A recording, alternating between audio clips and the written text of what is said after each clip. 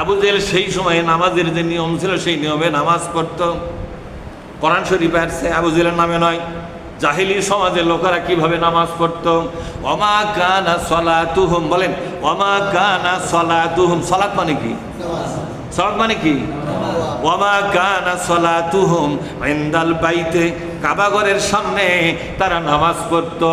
ইল্লা মুকাআ ওয়া তাসদিয়াতান, তাদের নামাজ ছিল দুইটা নিয়মে। কয়টা নিয়ম? মুকাআন ওয়া তাসদিয়াতান, তারা শীষ ফুটাতো এবং তালি দিত। শীষ ফুটাতো এবং তালি দিত। এভাবে তাদের নামাজের দুইটা রুকন ছিল। আমাদের আরকান হাকাম কয়টা? 13টা। আরকান হাকাম কয়টা আমাদের? আর ওর আছে দুটো, একটা মুকাআ, বলেন মুকাআ ওয়া তাসদিয়াতান। আল্লাহ বলছেন কোরআনে ওমা কানা সলাতুহুম ইনদাল বাইতি ইল্লা মুকাআ ওয়া তাসদিয়াতান, তারা দুইটা শর্তে নামাজ পড়তো। একটা হলো তারা তালি দিত, আর একটা হলো শীষ ফোটাতো। এটা ছিল তাদের নামাজের কায়দা কানুন।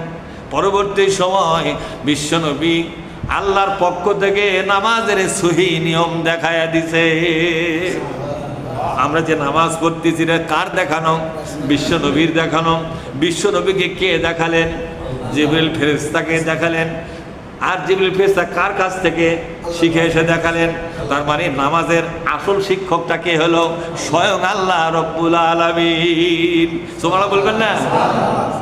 আল্লাহ পাক শিখালেন আমার জিবরাইল আলাইহিস সালামকে, তিনি শিখালেন আমার রাসূল সাল্লাল্লাহু আলাইহি ওয়াসাল্লামকে, রাসূল শিখালেন সাহাবাদেরকে।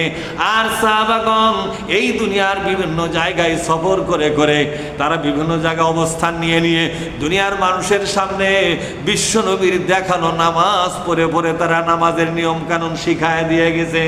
আজও যে নামাজ চলছে, এ নামাজ রাসূলুল্লাহর নামাজ। জোরে বলুন সুবহানাল্লাহ।